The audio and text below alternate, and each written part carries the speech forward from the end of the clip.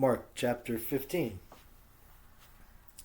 Very early in the morning, the leading priests, elders, and the teachers of religious law, the entire high council, met to discuss their next steps. They bound Jesus, led him away, and took him to Pilate, the Roman governor. Pilate asked Jesus, "Are you the king of the Jews?" And Jesus replied, "You have said it." Then the leading priests kept accusing him of many crimes. And Pilate asked him, "Aren't you going to answer them? What about all these charges they are bringing against you?" But Jesus said nothing, much to Pilate's surprise. Now, it was the governor's custom each year during the Passover celebration to release one prisoner, anyone the people requested. One of the prisoners at the time was Barabbas, a revolutionary who had committed murder in an uprising. The crowd went to Pilate and asked him to release a prisoner as usual. "Would you like me to release to you this king of the Jews?" Pilate asked, for he realized by now that the leading priests had arrested Jesus out of envy. But at this point, the leading priests stirred up the crowd to demand the release of Barabbas instead of Jesus. Pilate asked them, "Then, what should I do with this man you call the King of the Jews?" They shouted back, "Crucify him." "Why?" Pilate demanded. "What crime has he committed?" But the mob roared even louder, "Crucify him!" So to pacify the crowd, Pilate released Barabbas to them. He ordered Jesus flogged with a lead-tipped whip, then turned over to the Roman soldiers to be crucified. Verse 16. The soldiers took Jesus into the courtyard of the governor's headquarters and called out the entire regiment.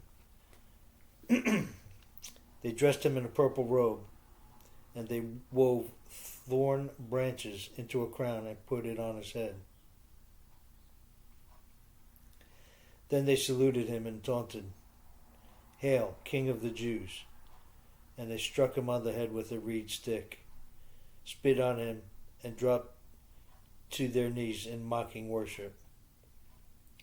When they were finally tired of mocking him, they took off the purple robe and put on his own clothes.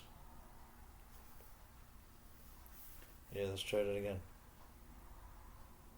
Verse 20. When they were finally tired of mocking him, they took off the purple robe and put his own clothes on him again. Then they led him away to be crucified. A passerby named Simon, who was from Cyrene, was coming in from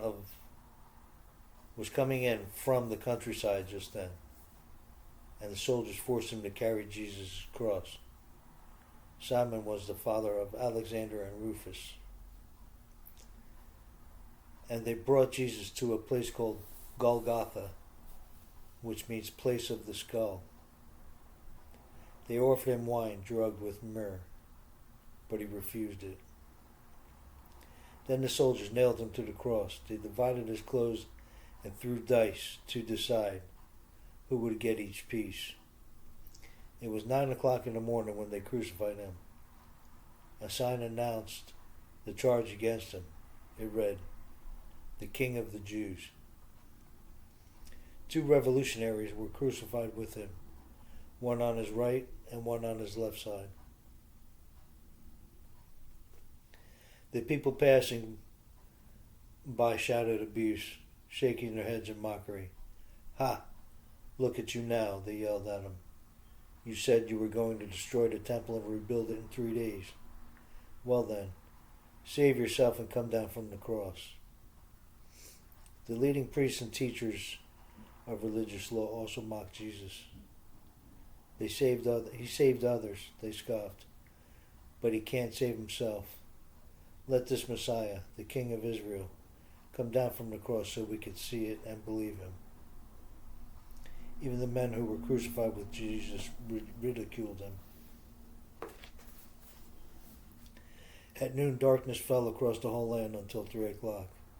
Then at 3 o'clock, Jesus called out with a loud voice, Eloi, Eloi, lema sabachthani, which means, my God, why have you abandoned me?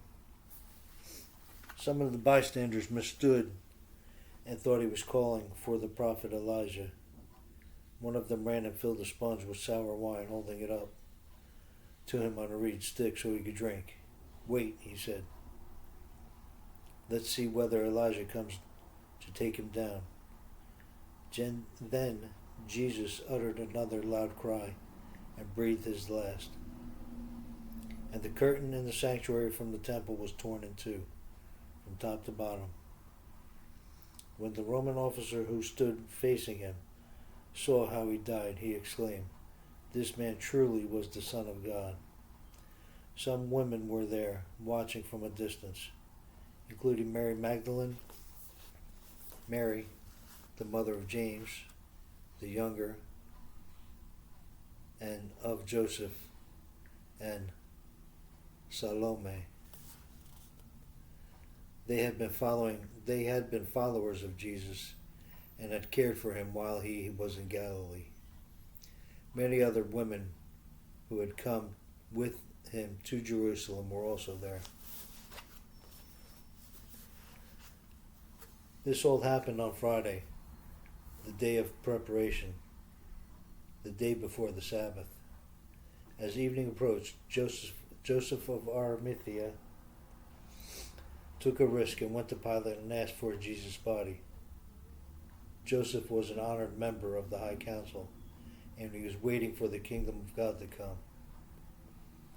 Pilate couldn't believe that Jesus was already dead, so he called for the Roman officer and asked if he had died yet.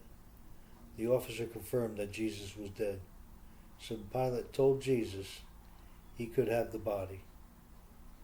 Joseph bought a long sheet of linen cloth.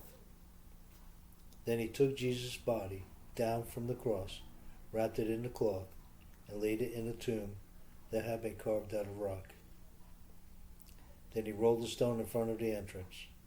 Mary Magdalene and Mary, the mother of Joseph, saw where Jesus' body was laid.